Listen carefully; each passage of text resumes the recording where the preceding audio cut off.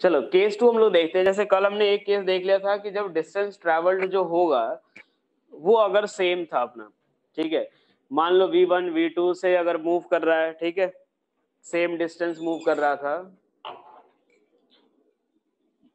हाँ सारी रिकॉर्डिंग मिल जाएगी आपको, टेंशन ना लो, सारी रिकॉर्डिंग आज मिल जाएगी, सारी मतलब कल की भी मिल जाएगी, और कल जो लेक्चर होने वाला है उसकी रिकॉर्डिंग भी मिल जाएगी आपको पहले ही, ठीक है। चलो देखो इधर, अब यहाँ से देखो हम अब सेकंड केस में हम लोग क्या देख रहे हैं कि एक आदमी जो है वो एक ए से लेकर के बी तक जा रहा है, मान लो पॉइंट ए से लेके पॉइंट बी तक जा रहा है, और अलग अलग वेलोसिटी से जा रहा है, v1 v2 ऐसे मान लेते हैं, काम करते हैं n टाइम के लिए मान लेते हैं, ठीक है। ये a से लेकर के b तक जा रहा है, तो मान लो इस टाइम के लिए वो t टाइम तक चला v1 से, अगले t टाइम तक वो v2 से, फिर अगले t टाइम तक v3 से, ऐसे ही वो कहाँ तक गया है vn से, और हर एक वेलोसिटी से वो कितने टाइम तक के लिए चला है, t टाइम तक के लिए चला है, ठीक है। हमें एवरेज स्पीड या एवरेज वेलोसिटी, मैंने बताया था कि इस केस में भी दोनों क्या होगा, सेम। जब तक पार्टिकल जो हो अगर अपना पाथ, अपना जो मोशन या जो मोशन का डायरेक्शन चेंज किए बिना अगर स्ट्रेट लाइन पे मूव कर रहा है, तो क्या होगा, पार्टिकल का जो एवरेज स्पीड और एवरेज वेलोसिटी दोनों क्या होगी, सेम।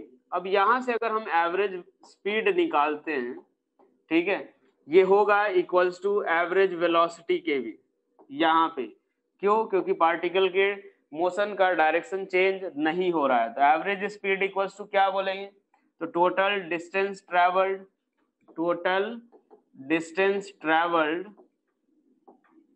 अपॉन कितना, तो टोटल टाइम टेकन, अपॉन कितना आएगा, तो टोटल टाइम टेकन, ठीक है। टोटल डिस्टेंस ट्रेवल्ड अपॉन कितना, टोटल टाइम टेकन, ये भी हमारा एक तरह का टाइम इंटरवल ही है। तो अब एक बार देखो कि यहां से यहां तक मान लेते हैं अपने पास वो कितने से चला है, तो ये S1 से चला, ये S2 से, ये S3, ऐसे ही अपना कितना चलेगा Sn तक।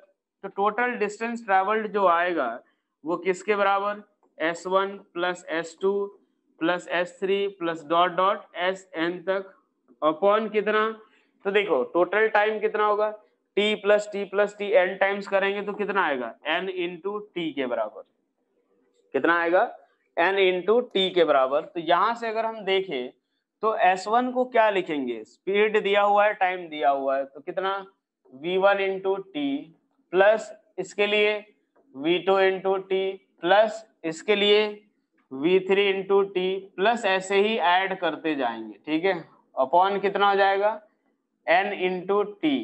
अब ये सारा टी ए कैंसिल आउट हो जाएगा, तो फाइनली क्या बचेगा, तो v1 plus v2 plus v3 plus dot dot vn upon कितना, t के बराबर, ठीक है। और यही हमारा क्या आएगा, तो एवरेज स्पीड अगर मान लो इफ n इक्वल्स टू 2 हो जाए, n इक्वल्स टू 2, यानी दो ही वैल्यू हो कि अपने पास कुछ टाइम तक के लिए v1 से चला, अगले t टाइम तक के लिए v2 से चला, तो उस केस में जो एवरेज स्पीड आएगी वो एवरेज स्पीड इक्वल्स टू किसके बराबर, तो n इक्वल्स टू अगर 2 है तो v1 प्लस v2 अपॉन कितना, 2 के बराबर। क्या ये क्लियर हो गया सभी को, हाँ या ना, ये बताओ, क्या ये क्लियर हुआ सभी को। चलो अब इसके बाद देखते हैं हम लोग नेक्स्ट। अब इसके बाद अपना आएगा, चल जैसे मान लो एक क्वेश्चन ऐसा दिया हुआ है कि एक पार्टिकल जो है वो v1 से जा रहा है, a से लेके b तक, ये v1 से जा रहा है और v2 से वापस आ रहा है, ठीक है। एवरेज स्पीड बताओ, एवरेज स्पीड, सवाल ये है कि पार्टिकल a से b तक v1 से जा रहा है, v2 से वापस आ रहा है, फटाफट देखो क्वेश्चन सॉल्व करो, एवरेज स्पीड की वैल्यू क्या होगी, एवरेज स्पीड v1 से जा रहा है, v2 से वापस आ रहा है, अगर आपने ठीक से देखा है दोनों केस तो डायरेक्ट ही आंसर बताओगे, बाकी चाहो तो मान लो s डिस्टेंस है वो नॉर्मल वे से भी कैलकुलेट कर सकते हो। सही है समृद्धि बेटा, आपका आंसर सही है।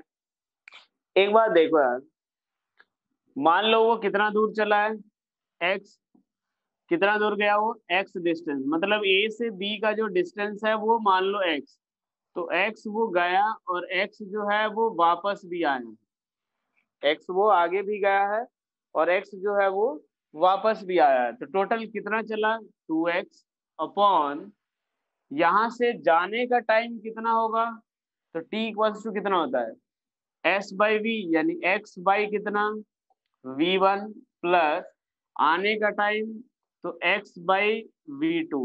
तो ये लो भाई x से ये सारा कैंसिल आउट होगा, ये कितना बचेगा तो 2 इंटू वी1 वी2 अपॉन कितना v1 प्लस v2 के बराबर। चाहो तो आप ऐसे भी सोच सकते थे कि यार वो सेम डिस्टेंस गया भी है और सेम ही डिस्टेंस आया भी है, तो फॉर्मूला कौन सा लगेगा पहला वाला, उससे भी डायरेक्ट अपना यही आंसर आता। क्लियर, हाँ या ना ये बताओ। चाहते तो इसीलिए मैंने बोला था कि अगर आप ठीक से केस समझे हो तो डायरेक्ट ही आंसर आता ही है। क्लियर हुआ ये चीज, ये हाँ या ना फटाफट बोलो। चलो एक और सवाल कर लेते हैं इससे रिलेटेड। मान लो एक पार्टिकल जो है वो ए से लेकर के बी पॉइंट तक गया है, ए से लेकर के बी पॉइंट तक। पहला एस बाई टू जो है, ठीक है, पहला एस बाई टू जो है वो कितने से चला है, मान लो 10 मीटर पर सेकेंड से, ठीक है। उसके बाद अगला एस बाई फोर जो है वो 20 मीटर पर सेकेंड से, और अगला एस बाई फोर जो है वो 30 मीटर पर सेकेंड से गया है। चलो एवरेज स्पीड बताओ। अच्छा एक और सवाल उससे पहले बता दो, ये जो पार्ट है उसमें एवरेज वेलोसिटी कितनी होगी, इस वाले केस में एवरेज वेलोसिटी कितनी होगी, सेम होगी एवरेज स्पीड के या कुछ अलग होगी, और अगर अलग होगी तो कितनी होगी एवरेज वेलोसिटी।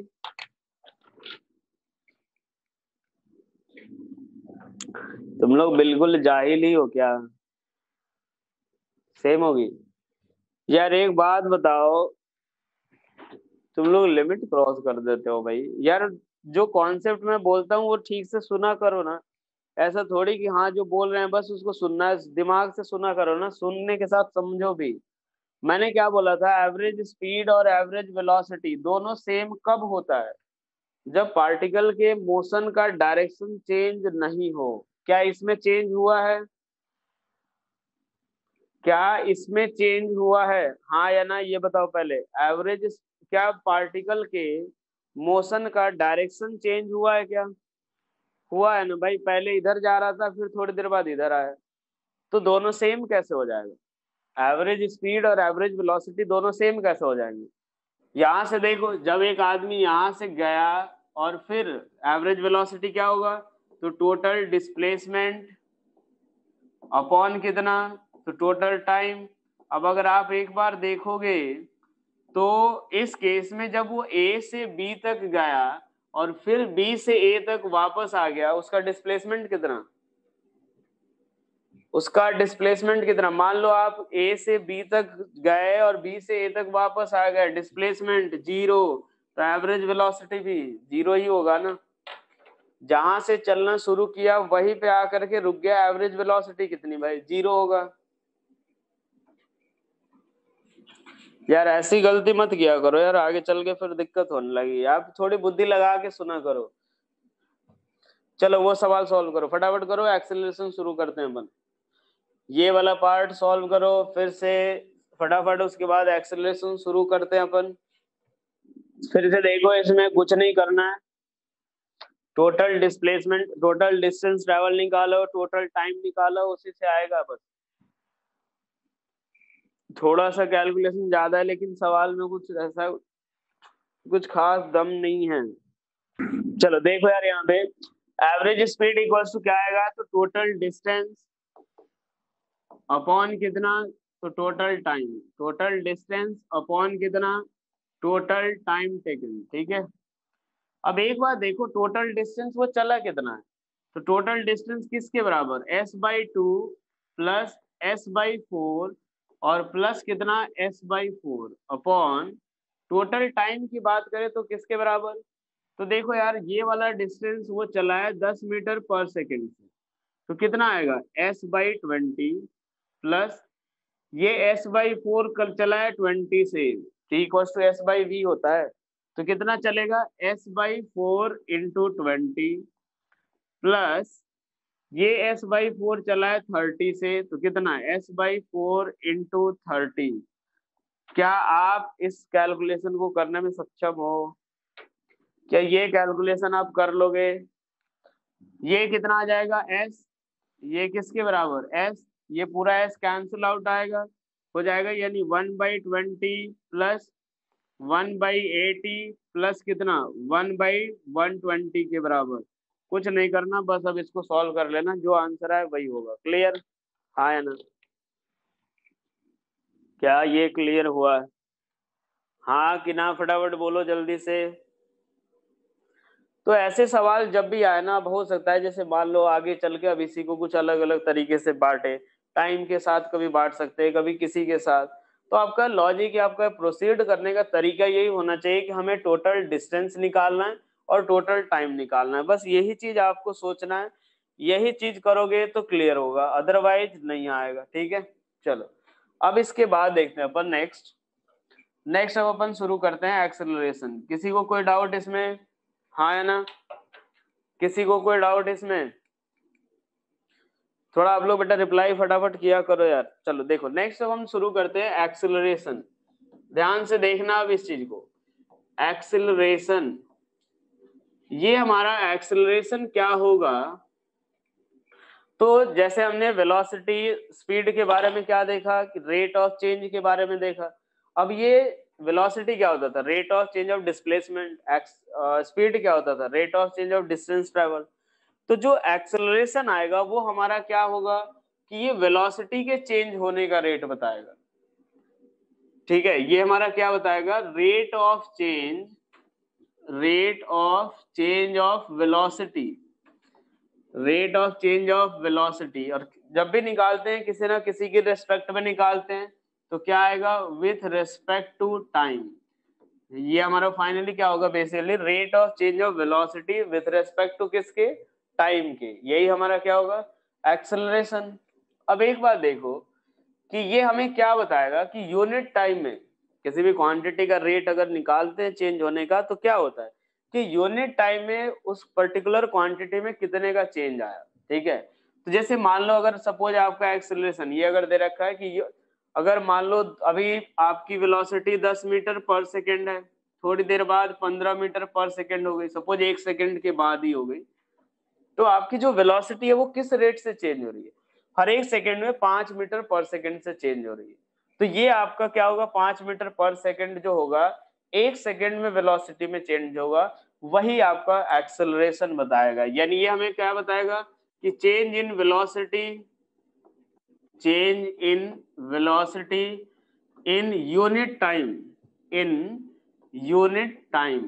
ठीक है, कि वेलोसिटी में कितने का चेंज हुआ है यूनिट टाइम में। जैसे सोचो जरा आप, जैसे मान लो बाइक चलाते हो, अगर एक्सेलरेटर पे ऐसा नहीं कि पूरा उसको ऐंठे हुए हो, तो यार अगर मान लो थोड़ा कम ही अगर आप एक्सेलरेट किए हो, तो आपकी वेलोसिटी धीरे धीरे बढ़ती है। 10 से 15 हुआ, 15 से 20 हुआ, 20 से 25, कुछ ऐसे बढ़ता है। मान लो जैसे अगर आपने काफी तेज कर दिया, एक्सेलरेटर जो है वो ज्यादा अपने पास एक्सेलरेट कर, अगर उसको दबा दिया, उस केस में क्या होगा कि 10 से बहुत कम टाइम में 50 हो जाता है, 50 से बहुत थोड़े टाइम में 120 हो जाएगा। कई कई कार भी होती है कि यार आप एक बार देखो, 0 से 100 किलोमीटर पर आवर की स्पीड जो है वो मात्र आपको 8 सेकंड में पहुंच जाती है। जब भी अगर किसी कार वगैरह का आप रिव्यू वगैरह देखोगे, तो उसमें बताया जाता है ये चीज। ठीक है, कि आखिर वो 0 से 100 किलोमीटर पर आवर तक कितनी देर में पहुंच रहा है। तो वो ये बताता है कि वो कितना ज्यादा एक्सेलरेट आपको कर सकता है, उसकी वेलोसिटी जो है उसके चेंज होने का रेट ज्यादा है या कम है। कोई छोटी मोटी कार होती है, वो अपने पास 0 से 100 तक जाने में 5, 10, 15, 20 सेकंड का टाइम लेगी। कोई अगर ज्यादा महंगी कार अगर लेते हो, तो वो सपोज ये चीज होता है 0 से 100 तक जाने में आपको बहुत कम टाइम लगता है। तो इसमें एक्सेलरेट ज्यादा होता है, दूसरे वाले में एक्सेलरेट कम होता है। तो एक्सेलरेशन बेसिकली हमें क्या बताएगा कि जो वेलोसिटी है वो किस रेट से चेंज हो रहा है। ठीक है, अब एक बात देखो, नेक्स्ट अब हम बात करते हैं कि मान लो एक आदमी, कल हमने देख लिया था कि पार्टिकल की वेलोसिटी का डायरेक्शन कैसे होगा जब वो कर्व्ड पाथ पे चले। तो देखो अगर ये कोई भी एक पार्टिकल कुछ ऐसे पाथ पे चल रहा है, ध्यान से देखना अब इस चीज को, ऐसे पाथ पे अगर चल रहा है तो जब वो इस पर्टिकुलर इंस्टेंट पे होगा, इस पर्टिकुलर पोजीशन पे अगर वो इधर की तरफ जा रहा है तो मैंने बताया था उसकी वेलोसिटी इधर की तरफ होगी, उसकी वेलोसिटी इधर की तरफ होगी, और उसको मैंने लिख लिया वी आई वेक्टर। क्या लिख लिया उसको? वी आई वेक्टर लिखा मैंने, ठीक है। थोड़े टाइम के बाद मान लो ये t इक्वल्स टू 0 है, जब हमने उसके मोशन को ऑब्जर्व करना शुरू किया, t equals to delta t time पे वो अगर इस पॉइंट पे पहुंच जा रहा है, कब? t equals to delta t time पे अगर वो यहाँ पे पहुंच रहा है, ठीक है, तो उसकी वेलोसिटी ये कौन सी वाली होगी? Final velocity. कौन सी? फाइनल वेलोसिटी होगी ये t equals to delta t time. हमें पता है एक्सेलरेशन हमें क्या बताता है, तो एक तरह से एक हमारा जो आएगा एवरेज एक्सेलरेशन, मतलब जो लंबे टाइम के लिए अगर हम लोग देख रहे हैं, ठीक है, एवरेज एक्सेलरेशन क्या आएगा? तो a इक्वल्स टू हमारे पास एवरेज एक्सेलरेशन क्या लिख सकते हैं? Change in velocity, change in velocity upon कितना? Time interval. क्या आएगा? Change in velocity upon time interval. अब एक बार देखो, change in velocity upon time interval देखिए, तो ये चेंज इन वेलोसिटी को क्या लिखेंगे? तो vector a equals to, velocity एक वेक्टर क्वांटिटी है, तो उसमें चेंज कैसे निकालोगे आप? तो v final vector minus v initial vector upon time में कितने का चेंज आया, तो t इक्वल्स टू 0 से डेल्टा t हुआ, तो टाइम कितना? डेल्टा t के बराबर। ये हमारा एक्सेलरेशन वेक्टर a आएगा, a वेक्टर इक्वल्स टू किसके बराबर? V F minus we I upon कितना? Delta T. क्या ये क्लियर हुआ आपको? हाँ कि ना? ए वेक्टर इक्वल्स टू क्या आएगा? वी एफ माइनस वी आई, और इसी को हम क्या लिख सकते हैं? Delta we vector by delta T. यार चेंज निकालना है वेलोसिटी में और टाइम में कितने का चेंज, इसको ऐसे ही लिखेंगे कि ए वेक्टर इक्वल्स टू कितना? Delta we vector upon delta T, ठीक है। अब इसके अगर ये देखें तो ये कैसी क्वांटिटी होगी भाई? तो यहां से देखो कि ये अपने पास चेंज इन वेलोसिटी जो है वो कैसा? वेक्टर। तो ये भी कैसी क्वांटिटी? वेक्टर। नीचे तो स्केलर है, तो ये कैसी क्वांटिटी होगी? Vector quantity. अब इसके बाद अगर हम बात करें इसके एसआई यूनिट की, अगर इसके एसआई यूनिट की बात करें तो एसआई यूनिट क्या आएगा? तो इसका मीटर पर सेकेंड और इसका सेकेंड, तो फाइनली क्या मिलेगा? मीटर पर सेकेंड स्क्वायर। सीजीएस यूनिट बात करें तो सीजीएस यूनिट जो आएगा वो किसके बराबर? सेंटीमीटर पर सेकेंड स्क्वायर, या फिर उसके अलावा आप वही kilometre per hour square use कर सकते हैं, मिलीमीटर पर सेकेंड स्क्वायर यूज कर सकते हैं, तो जो भी आए उसके हिसाब से हम यूज कर सकते हैं, ठीक है। अब एक और बात, जो अगर वेक्टर क्वांटिटी है तो इसका डायरेक्शन किसके डायरेक्शन में होगा? चेंज इन वेलोसिटी के डायरेक्शन में, क्योंकि ए वेक्टर इक्वल्स टू आ रहा है delta we vector by delta t, तो जो डेल्टा वी का डायरेक्शन होगा वही किसका? ए वेक्टर का। तो क्या लिखेंगे इसमें? तो direction of acceleration vector, direction of A vector will be in the direction of, किसके डायरेक्शन में? Will be in the direction of किसमें? Delta we vector. तो ए वेक्टर का जो डायरेक्शन होगा वो किसके डायरेक्शन में होगा? तो डेल्टा वी वेक्टर के डायरेक्शन में। यानी जो हमारा चेंज इन वेलोसिटी का डायरेक्शन होगा वही हमारा क्या होगा? एक्सेलरेशन वेक्टर का डायरेक्शन। क्लियर हुआ? हाँ या ना?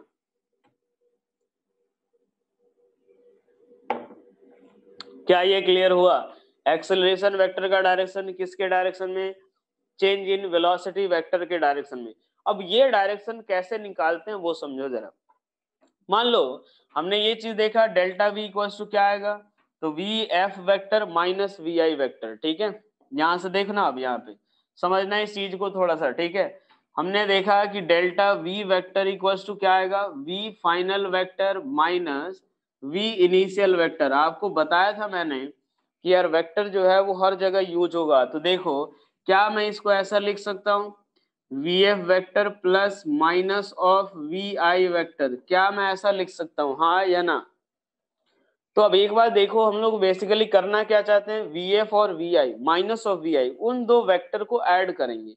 और जो उनका रिजल्टेंट आएगा वही हमारा डायरेक्शन डेल्टा वी का होगा और वही हमारा एक्सेलरेशन का होगा। तो देखो यार, वी एफ माइनस वी आई करना है। यहां से अगर हम लोग देखें, इसको थोड़ा सा पीछे बढ़ा रहा हूं मैं, ये हमारा क्या हो गया, वी एफ वेक्टर, ये सॉरी ये हमारा वी एफ और ये हमारा कौन सा हो गया, वी आई।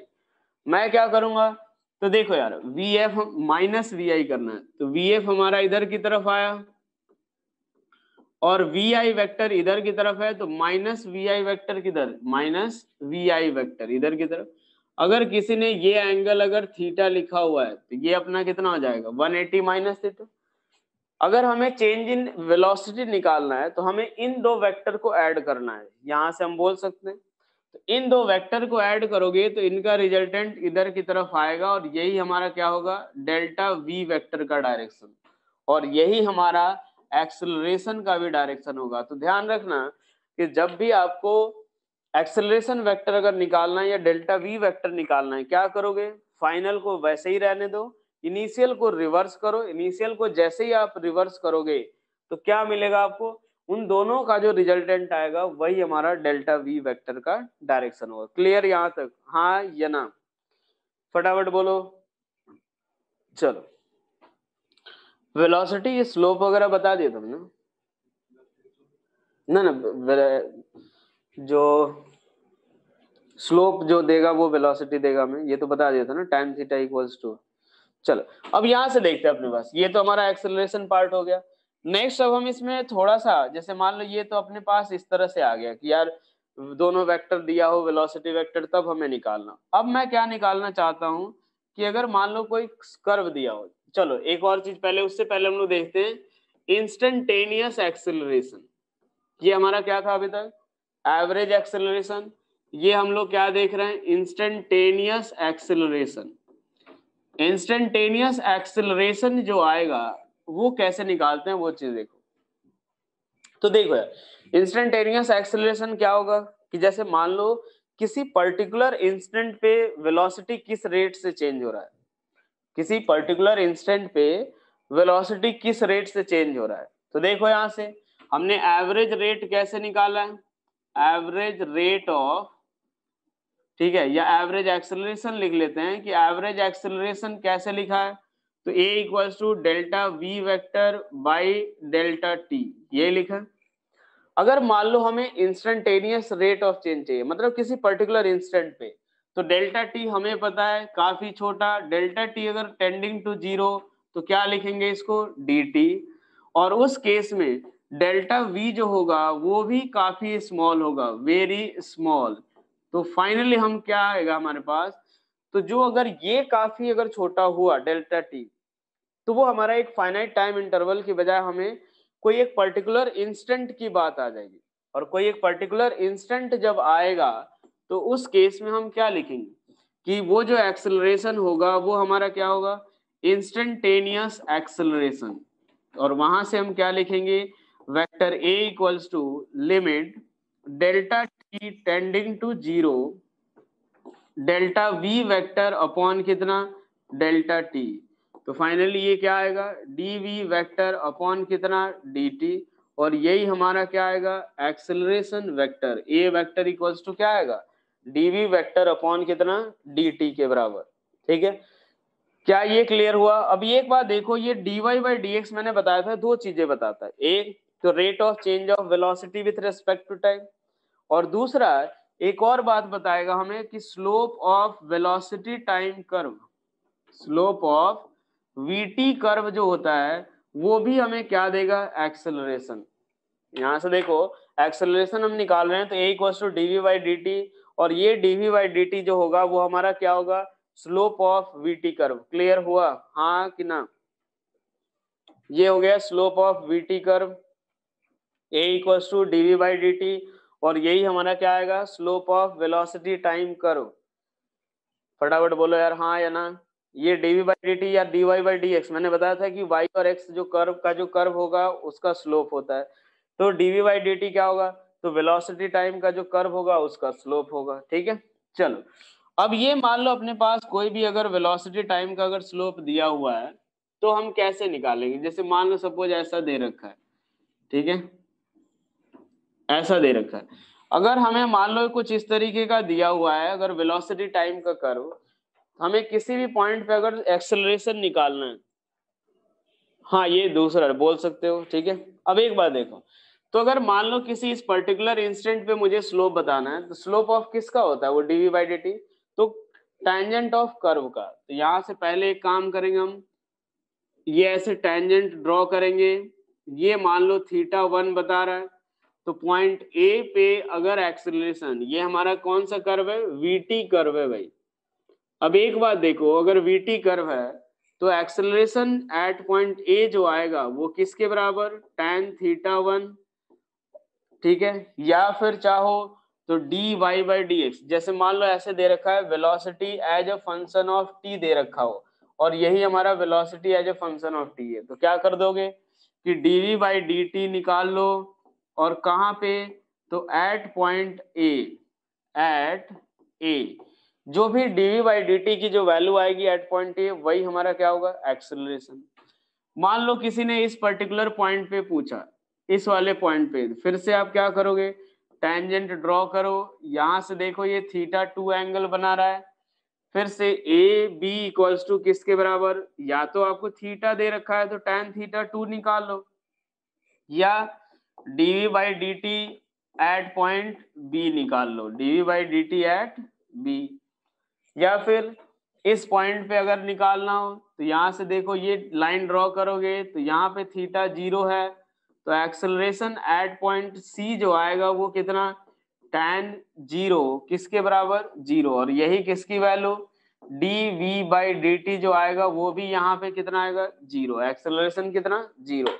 यानी अगर ऐसा कर्व है तो अपने पास स्लोप कैसा, नेगेटिव, उस तरीके का 0, और इस तरीके का पॉजिटिव। क्या ये क्लियर हुआ कि जब आपको अगर VT time curve VT curve दिया हो तो आप क्या करोगे, डायरेक्ट टेंजेंट ड्रॉ करोगे, उसका स्लोप निकाल लो, या डीवी बाई डी टी कर दो, वहां से हमें कि क्या मिलेगा, एक्सेलरेशन। क्लियर यहाँ तक, हाँ कि ना।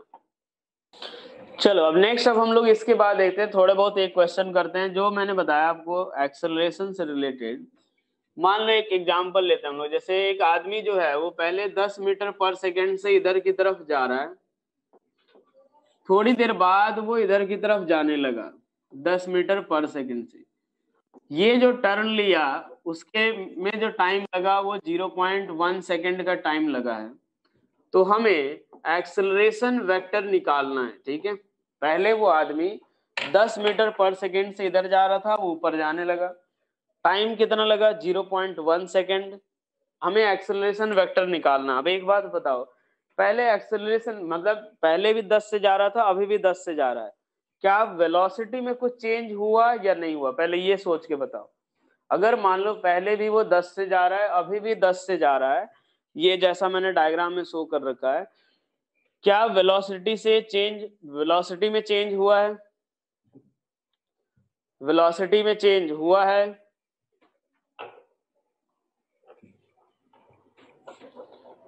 अच्छा ये बताओ वेलोसिटी में, चलो बेटा ये सब जो छोटे छोटे सवाल है उसका तो जवाब दे दिया करो, हाँ या ना। अच्छा स्पीड चेंज हुआ है कि नहीं, ये बताओ, स्पीड चेंज हुआ है कि नहीं, स्पीड चेंज हुआ है कि नहीं। स्पीड में कोई चेंज नहीं हुआ, पहले भी 10 से जा रहा था, बाद में 10। स्पीड के पास केवल मैग्नीट्यूड होता है, तो मैग्नीट्यूड तो चेंज हुआ नहीं। लेकिन एक बात देखो भाई, वेलोसिटी जो है वो वेलोसिटी क्या होता है, यहाँ पे वेलोसिटी के पास मैग्नीट्यूड भी होता है और डायरेक्शन भी होता है। अब मैग्नीट्यूड और डायरेक्शन दोनों है, तो यहाँ अगर उसमें से कोई भी एक चीज चेंज हो जाए तो उसमें चेंज ही माना जाएगा। तो डायरेक्शन यहाँ पे चेंज हो रहा है, डायरेक्शन यहाँ पे चेंज हो रहा है, तो हम क्या बोलेंगे कि वेलोसिटी में चेंज हो रहा है। और जब वेलोसिटी में चेंज होगा यानी एक्सेलरेशन भी चेंज होगा, मतलब एक्सेलरेटेड मोशन होगा। कैसा मोशन, एक्सेलरेटेड मोशन होगा। क्लियर हुआ ये चीज, हाँ या ना, फटाफट चल दो, अब सॉल्व करो। यहाँ पे मैंने बताया था acceleration a vector equals to क्या लिखेंगे, तो डेल्टा वी वेक्टर अपॉन कितना, डेल्टा टी। ये हमारी इनिशियल वेलोसिटी है, ये हमारी फाइनल वेलोसिटी है। तो चलो भाई शुरू हो जाओ, डेल्टा वी निकालो, डेल्टा टी निकालो, वहां से निकालो। अब A vector equals to delta V upon delta T, A vector equals to delta V upon delta T. अब delta V upon delta T, ये एंगल 90 डिग्री है, ध्यान रखना। अब हमें क्या निकालना है finally, V F minus we I upon delta T. आपको सब्ट्रैक्शन ऑफ वेक्टर पढ़ाया जा चुका है, ये आप कर सकते हो, फटाफट करो। चलो यहाँ देखो अपने पास हमें क्या करना रहेगा, ए वेक्टर इक्वल्स टू क्या है, v F minus v f vector minus we I upon delta T. क्या करेंगे, ये हमारी इनिशियल वेलोसिटी है और ये इनिशियल है, ये फाइनल है। उल्टा किसको करना है, तो इनिशियल वाले को।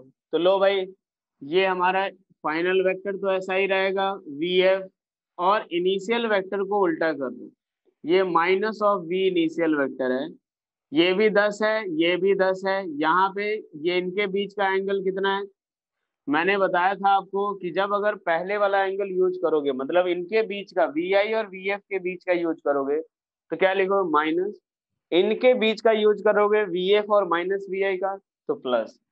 तो अब इनका जो रिजल्टेंट आएगा वही हमारा क्या होगा, डेल्टा वी का। तो डेल्टा वी इक्वल्स टू क्या होगा, square root of v initial square plus v final square. अब यहाँ से देखो, यही प्लस माइनस की बात कर रहा था मैं, कि अगर आप ये थीटा यूज करोगे तो माइनस, इनके बीच का यूज करोगे तो प्लस। हम इन्हीं के बीच का यूज कर लेते हैं, बाकी वहां यहाँ पे किसी से फर्क पड़ेगा भी नहीं। तो v i v f cos theta के बराबर, ठीक है। ये कितना आ जाएगा, माइनस, तो यहाँ से फाइनली ये थीटा 90 है, तो ये पूरा ही खा जाएगा जीरो। थीटा यहाँ पे कितना है 90 डिग्री, जीरो हो जाएगा, तो बचेगा कितना, 10 स्क्वायर प्लस 10 स्क्वायर, यानी किसके बराबर, 10√2 मीटर पर सेकेंड, ठीक है। अब हमें एक्सेलरेशन निकालना है, तो एक्सेलरेशन ए इक्वल्स टू कितना, डेल्टा वी, मैग्नीट्यूड निकालना है, तो क्या लिखेंगे, डेल्टा वी का मैग्नीट्यूड अपॉन डेल्टा टी। तो डेल्टा डी वी का मैग्नीट्यूड कितना, 10√2, टाइम कितना, तो टाइम आ जाएगा अपने पास 0.1 सेकेंड, यानी 100√2 मीटर पर सेकेंड स्क्वायर। डायरेक्शन की बात करें तो ये अगर मान लो नॉर्थ है, ये वेस्ट है, तो नॉर्थ ऑफ वेस्ट। ये थीटा अगर निकालना चाहो, थीटा कैसे निकालोगे, तो tan theta equals to perpendicular upon base, theta 45 degree, क्या लिख दोगे, a vector north west direction में, किसमें, नॉर्थ वेस्ट। क्या ये क्लियर हुआ, पहले ये बताओ भाई, क्या ये क्लियर हो गया सभी को, हाँ या ना, फटाफट बोलो, फिर एक सवाल मैं घर के लिए देता हूँ आपको लिए। चलो यार, क्लियर सभी को। एक ऐसा ही सवाल बिल्कुल मैं घर के लिए दे रहा हूं आपको, वो करके ले आना। सवाल ये है कि मान लो एक आदमी इधर की तरफ जा रहा है, कितने से भेज दो, चलो 20 मीटर पर सेकेंड से भेज रहा हूं मैं। थोड़ी देर बाद इधर की तरफ जाने लगा, कितने से, 60 डिग्री के एंगल पे टर्न लिया, और अभी भी 20 से ही जा रहा है, ठीक है। होने के लिए कुछ भी हो सकता है, ऐसा नहीं कि किसी सवाल में अगर वो वैल्यू कुछ अलग दे दे तो आप समझना कि गलत हो गया, वो भी सकता है 20 भी, और कुछ अलग भी। तो हमें ये जो चेंज हुआ है, वो चेंज होने में जो टाइम इंटरवल लगा है, वो लगा है 0.2 सेकेंड का, ठीक है।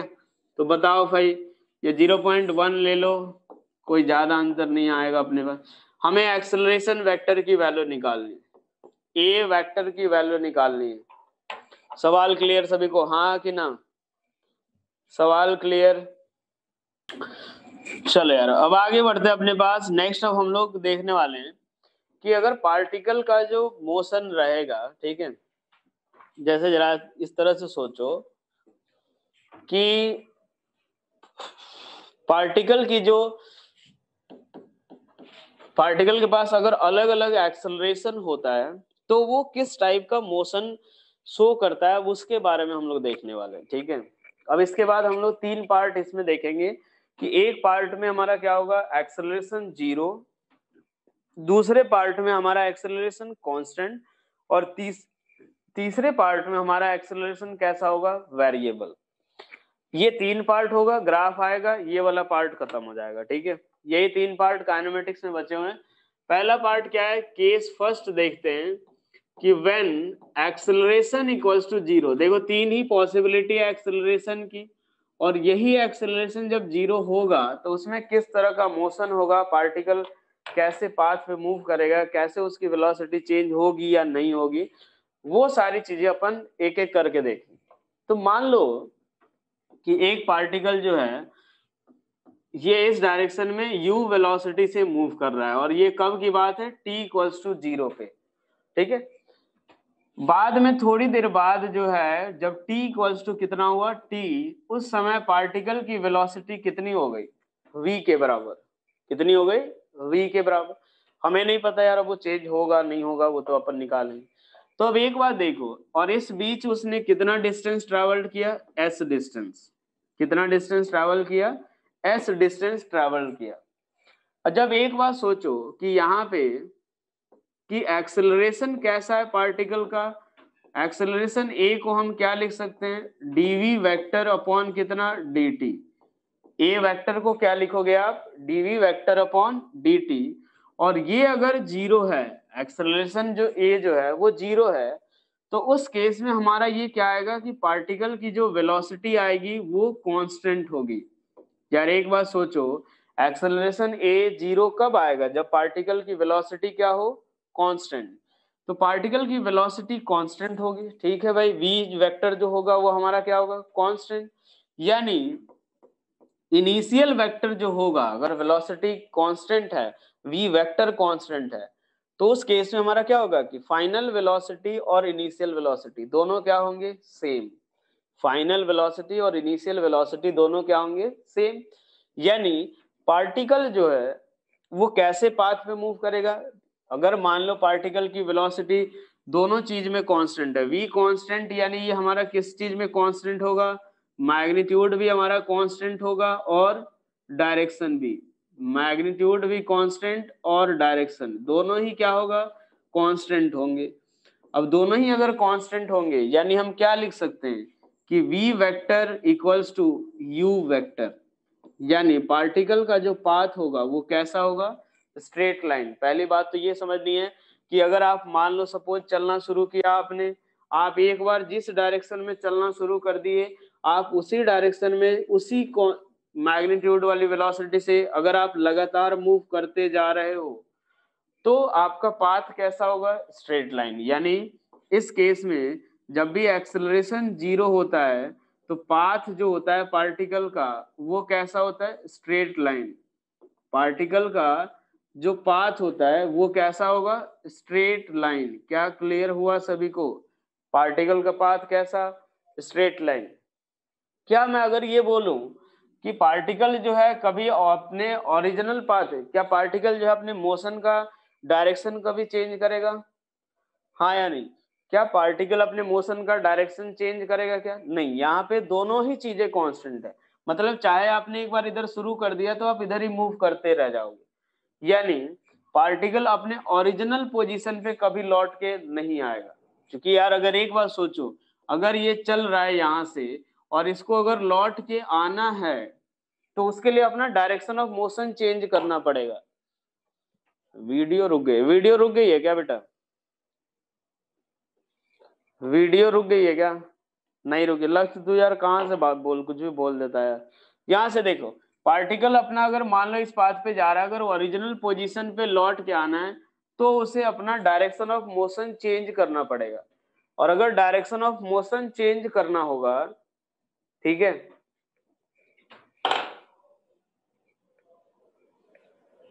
बेटा जाके अपना नेट भी सुधार ले कम से कम। इधर से अगर मान लिया इतने लोगों को प्रॉब्लम नहीं रही, तेरी तरफ से ही हो रहा होगा, फिर नहीं है तो एक तार जेनेसिस से ही ले जा वाईफाई का। यहां से देखो, ये जो पार्टिकल को अपने अगर ओरिजिनल पाथ पे अगर लौट के ओरिजिनल पोजीशन पे लौट के आना है तो उसके लिए डायरेक्शन ऑफ मोशन चेंज करना पड़ेगा। जबकि हमने ये चीज देखा है कि पार्टिकल जो है अपना डायरेक्शन ऑफ मोशन कभी चेंज नहीं करेगा। यानी इस केस में हम क्या लिख सकते हैं कि particle will never come back, particle will never come back particle will never come back to its original position, never come back to its original position, कभी भी ये अपने ओरिजिनल पोजीशन पे वापस नहीं आएगा, will never come back to its original position, ठीक है भाई, कभी भी ये लौट के नहीं आएगा अपने, ठीक है। तो अगर आप कांस्टेंट एक्सेलरेशन अगर आपका 0 है तो आप कभी भी ओरिजिनल पोजीशन पे लौट के नहीं आओगे। क्या यहाँ तक क्लियर सभी को, हाँ या ना? ये पॉइंट क्लियर हुआ सभी को? चलो नेक्स्ट अब हम लोग देखते हैं कि यहां से हमने देखा कि मान लो v वेक्टर इक्वल्स टू, यहां से हमने देख लिया कि v कैसा है, कांस्टेंट, और ये v कांस्टेंट है तो किसके बराबर, u वेक्टर के बराबर। यार इनिशियली अगर पार्टिकल की वेलोसिटी u है तो वो तो वही रहेगी, तो v vector equals to constant, तो dv वेक्टर, एक मिनट, तो v को क्या लिख सकते हैं, ds vector by dt equals to u vector के बराबर। v को क्या लिखेंगे, ds vector by dt equals to u, finally क्या लिखेंगे, ds vector equals to u into d t, ठीक है, u vector into d t. ये कांस्टेंट है तो एक काम करते हैं, इसको इंटीग्रेशन साइन से बाहर कर देते हैं, तो ये हमारा क्या आएगा, u ऐसे। मान लो अब लिमिट पुट करना, देखो जो डेफिनेट इंटीग्रेशन मैंने सिखाया था वो इसीलिए कि यहाँ पे आप लिमिट पुट कर सको। तो जब t इक्वल्स टू 0 है तो उस समय पार्टिकल की वेलोसिटी u, और वो कितनी दूर चला है, तो 0। जब t 0 है तो पार्टिकल कितनी दूर चला है, 0, और जब t इक्वल्स टू t हो गया तो पार्टिकल कितनी दूर चला है, s। तो t जब 0 हुआ तो पार्टिकल का डिस्प्लेसमेंट 0, और जब t इक्वल्स टू t हुआ तो पार्टिकल कितनी दूर चला है, s। ds का integration s equals to u vector into कितना, t के बराबर, s इक्वल्स टू किसके बराबर आएगा, u इंटू t।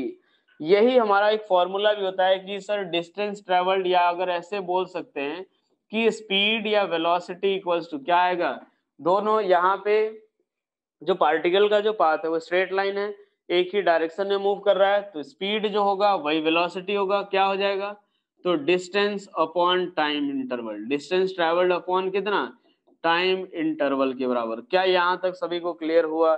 ये फॉर्मूला कब वैलिड है, जब हमारा एक्सेलरेशन क्या हो, 0, हर जगह ये कांस्टेंट भी हो वहां भी वैलिड नहीं है, इसके लिए क्या होना चाहिए, एक्सेलरेशन 0, ठीक है भाई, ए वेक्टर इक्वल्स टू क्या होना चाहिए, 0 के बराबर, ठीक है। अब हम इसके बाद आते हैं कि जब हमारा एक्सेलरेशन कांस्टेंट होगा तब क्या होगा। ये हमने एक केस देख लिया, मैंने बताया था कि 3 केस देखने वाले हैं, एक एक्सेलरेशन 0, दूसरा एक्सेलरेशन कांस्टेंट, और तीसरा केस जब एक्सेलरेशन क्या हो, वेरी कर रहा हो। केस 2 हम लोग देखते हैं जब एक्सेलरेशन वेक्टर जो हो वो हमारा क्या हो, कांस्टेंट हो, एक्सेलरेशन वेक्टर क्या हो, कांस्टेंट। आरएचएस से लास्ट सेकंड स्टेप, यहां से देखो जो हमारा आया था v वेक्टर इक्वल्स टू क्या आया था, u, यहां से हमने देखा था v को क्या लिखा था, ds vector by dt equals to किसके बराबर, u वेक्टर। इसको उधर ले जा करके हमने इंटीग्रेट किया, ds vector equals to u vector into dt। तो बस यही बोला था मैंने कि t इक्वल्स टू 0 जब था, जिस समय हमने उस पार्टिकल का मोशन ऑब्जर्व करना शुरू किया उस समय पार्टिकल का डिस्प्लेसमेंट 0, और t equals to t time पे s, तो ये कितना आएगा, s vector equals to u vector, इसका इंटीग्रेशन t पुट करोगे यही आएगा। क्लियर हुआ, हाँ या ना? क्या ये क्लियर हो गया, s vector equals to u vector into t,